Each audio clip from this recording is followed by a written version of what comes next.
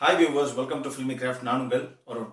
தரமான உலக திரைப்படங்களோட வரிசையில் இந்த எபிசோட நம்ம பார்க்க போற படம் 2008 ஒரு ஜாப்பனீஸ் மெலோட்ராமாவாக ரிலீஸ் ஆன டிபார்ச்சர்ஸ். இப்போ இந்த படத்துடைய ஒன்லைனர் என்ன அப்படின்னு நம்ம பார்த்தலாம். தனக்கு ரொம்ப பிடிச்ச ஒரு வேலையை விட்டுட்டு தான் மட்டுமல்ல யாருமே செய்யறதுக்கு ரொம்ப தயங்குற ஒரு வேலையை செய்யக்கூடிய ஒரு இக்கட்டான சூழ்நிலைக்கு ஆளாகிற படத்துடைய கதாநாயகன். இதுக்கப்புறம் அவருடைய வாழ்க்கை பயணம் எப்படி இருந்தது அப்படிங்கறத படத்துடைய ஒன்லைனர். இப்ப படத்துடைய டீடைல் ரிவ்யூக்கு போகலாம். படத்துல நம்ம ஹீரோவோட பேரு டைகோ ஹொபேயாஷி. இவரு ஒரு மியூசிஷியனா ஒரு ஆர்கெஸ்ட்ரால இருக்காரு. அதாவது செலோ அப்படின்னு சொல்லக்கூடிய ஒரு இன்ஸ்ட்ருமெண்ட், ஒரு பெரிய லெவல் வயலின் மாதிரி இருக்கு. அதை வாசிக்கக்கூடிய ஒரு நபராக அந்த ஆர்கெஸ்ட்ரால இவர் வேலை பார்த்துட்டு இருக்காரு. இவருக்கு ஒரு ஒய்ஃப். இவங்க ரெண்டு பேரும் ஜப்பான்ல இருக்க டோக்கியோ மாநகரத்துல இவங்க குடி இருக்காங்க.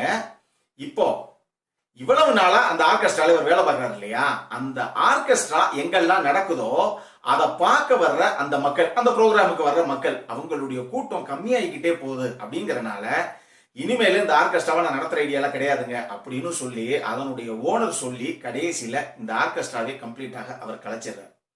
இதன் காரணமாக இப்ப வேலை இல்லாம ஹீரோ சும்மா இருக்காரு. ஹீரோவுடைய ஒய்ஃப் மட்டும்தான் ஏதோ ஒரு சின்ன வேலையில வர வருமானத்தை வச்சு அந்த வாழ்க்கையை ஓட்டுறாங்க. ஹீரோ இப்ப அவருடைய ஒய்ஃப் கிட்ட சொல்றாரு, இங்க இருந்துகிட்டு நம்ம தனியாக கஷ்டப்படுறதை விட நம்ம இங்க இருந்து பக்கத்துல என்னுடைய சொந்த டவுன் ஒண்ணு இருக்கு, அங்க எங்களுக்கு சொந்தமாக ஒரு வீடு ஒண்ணு இருக்கு. 2 வருஷத்துக்கு முன்னாடிதான் எங்க அம்மா இறந்து போனாங்க. அங்க போயிட்டோம் அப்படின்னா வீடு நம்ம சொந்த வீட்டுல இருந்துக்கலாம், அந்த வாடகை கொடுக்குற பிரச்சனை கிடையாது. அங்க போயிட்டு என்ன வேலை கிடைக்குதோ அதை பொறுத்து நம்ம லைஃப பாத்துக்கலாம் அப்படின்னு சொல்லி தன்னுடைய மனைவியை கூட்டிட்டு அந்த சொந்த டவுனுக்கு போறாரு. அங்கதான் இவங்களுடைய லைஃப் இப்ப மூவ் ஆக ஆரம்பிக்குது. ஹீரோவுக்கு வேலையும் கிடையாது. அந்த நேரத்துல இவர் ஒரு ஆட பாக்குறாரு பேப்பர்ல. அந்த ஆட்ல அசிஸ்டிங் டிபார்ச்சர்ஸ் அப்படின்னு போட்டிருக்கு.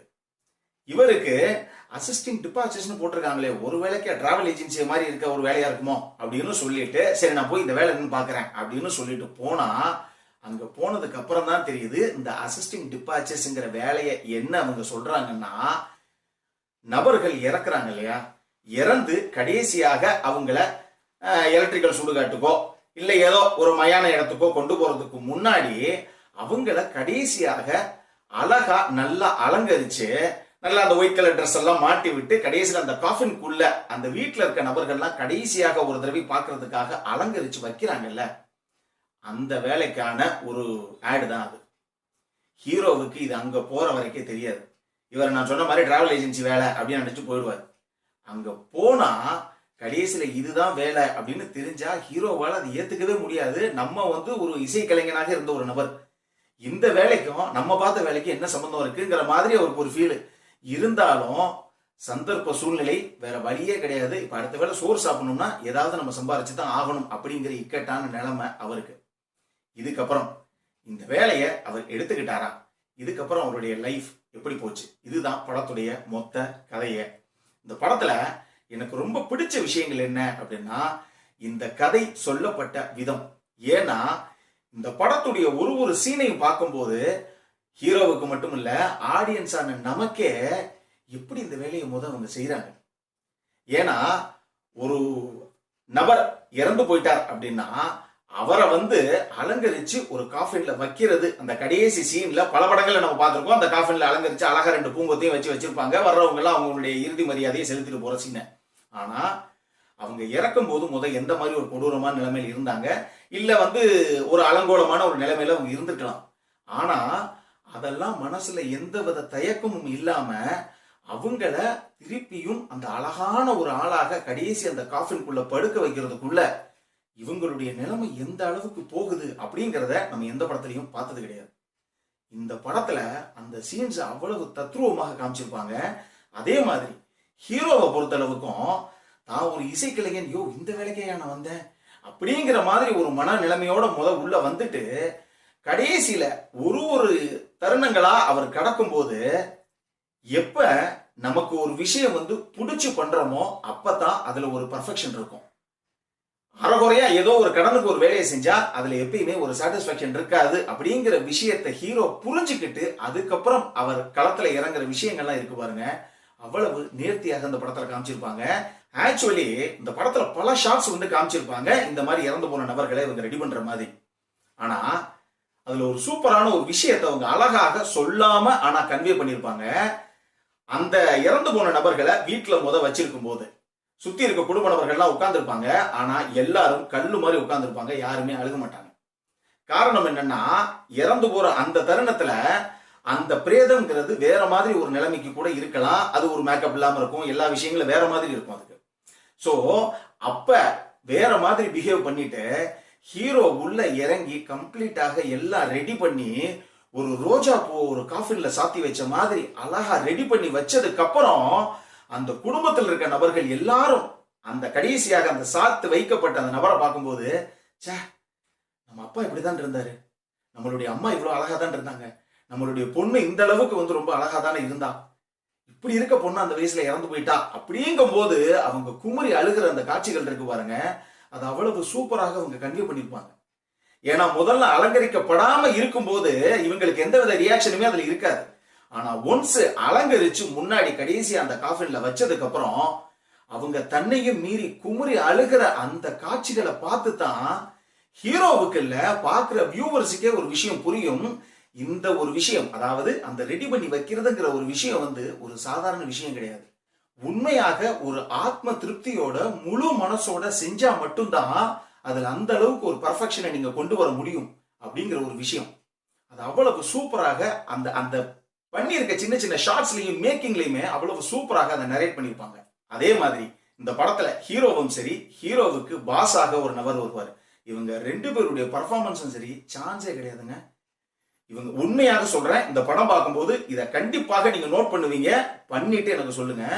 இவங்க ரெண்டு பேரும் அந்த கடைசி நேரத்துல அந்த நபர்களை ரெடி பண்ணக்கூடிய விஷயங்கள் இருக்கு பாருங்க, உண்மையா செய்யறவன் தோத்தாங்க.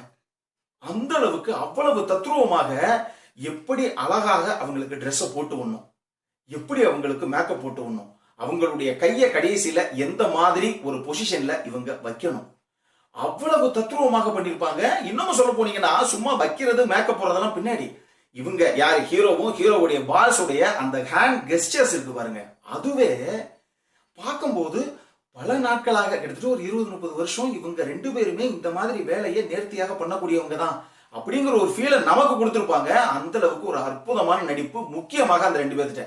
இந்த படம் பார்த்தாலும் இந்த ரெண்டு பேர்த்தையும் நிச்சயமாக நீங்க பாராட்டாம இருக்க மாட்டீங்க, அப்படி ஒரு பர்ஃபார்மன்ஸ் இது. இது எல்லாத்தையும் தாண்டி இந்த படம் எந்த அளவுக்கு நேர்த்தியாக எடுத்திருப்பாங்க அப்படிங்கிறதுக்கு உதாரணமாகவே பெஸ்ட் ஃபாரின் லாங்குவேஜ் பிலிம் செக்டார்ல இந்த படம் ஒரு ஆஸ்காரையும் அடிச்சிருக்கு. இந்த படம் யாருக்கெல்லாம் பிடிக்கும் அப்படின்னு கேட்டீங்கன்னா, ஸ்லோ பர்னிங் ஸ்டோரிஸ் பாக்குறவங்க, மெலோட்ராமா பாக்குறவங்க, வித்தியாசமான கதைக்களத்தை தேடி பிடிச்சு பாக்குறவங்களுக்கு இந்த படம் ரொம்பவே பிடிக்கும். நான் கிளியராக சொல்லிடுறேன், த்ரில்லர் விரும்பிகளோ இல்ல காமெடி படங்கள்லாம் ரொம்ப விரும்பி பார்ப்போங்க, கமர்ஷியல் படம்லாம் ரொம்ப விரும்பி பார்ப்போங்க அப்படிங்கிற ஆடியன்ஸுக்கான படமே கிடையாது இது. இந்த படம் தரமான உலக சினிமாவை பார்க்கக்கூடிய ரசிகர்களுக்கு மட்டுமே. அருமையான ஒரு படம் பார்க்கணுங்க அப்படிங்கிறவங்களுக்கு மட்டும்தான் இந்த படம். ஏன்னா இது பயங்கர ஸ்லோ பேஸ் மூவி. கிட்டத்தட்ட ஹீரோவோட 2 மணி நேரம் அவருடைய வாழ்க்கையை அவர் கூடயே போய் வாழ்ந்துட்டு வந்த ஒரு அனுபவத்தை கொடுக்கக்கூடிய ஒரு அற்புதமான படம் இது. அடல் கண்டென்ட்டை பொறுத்த அளவுக்கு இந்த படத்துல ஒரே ஒரு கான்டென்ட் இருக்கு, பட் அதையும் பெருசா உண்மையா அடல் கண்டென்ட் சொல்ல முடியாது. நீங்க படத்தை பார்த்துட்டு அதுக்கப்புறம் டிசைட் பண்ணிக்கோங்க. இந்த படத்துடைய லிங்கை நான் கீழே டிஸ்கிரிப்ஷன்ல கொடுத்திருக்கேன், பார்த்து மகிழுங்கள். இந்த படத்துக்கு ஃபில்மி கிராஃப்ட் கொடுக்கக்கூடிய ரேட்டிங் 7.75 அவுட் ஆஃப் 10. இப்போ நம்மளுடைய அடுத்த செக்மெண்டான இன்ட்ரெஸ்டிங் ஃபேக்ட்ஸ் அபவுட் தி மூவிக்கு போகலாம்.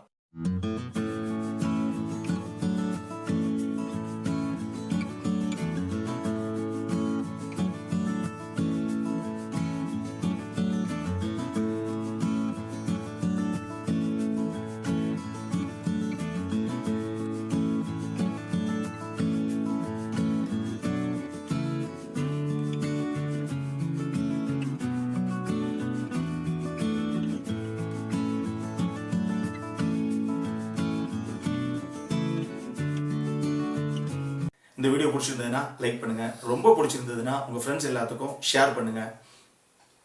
உங்களுடைய கருத்துக்கள் ஏதாவது இருந்தது அப்படின்னா கீழே இருக்க கமெண்ட் செக்ஷன்ல எங்களுக்கு தெரிவிங்க. வீடியோவை க்ளோஸ் பண்றதுக்கு முன்னாடி சப்ஸ்கிரைப் பண்ணுங்க. சப்ஸ்கிரைப் பண்ணும்போது பக்கத்தில் இருக்க நோட்டிபிகேஷன் பெல் ஐக்கானையும் கிளிக் பண்ணுங்க. அப்பதான் எங்களுடைய வீடியோஸ் எல்லாம் உங்களை ஆன் டைம் வந்து சேரும். இதே மாதிரி இன்னொரு உலகத்தரமான படத்தோட அடுத்த முறை உங்களை சந்திக்கிற வரைக்கும் it is Arun signing off. By.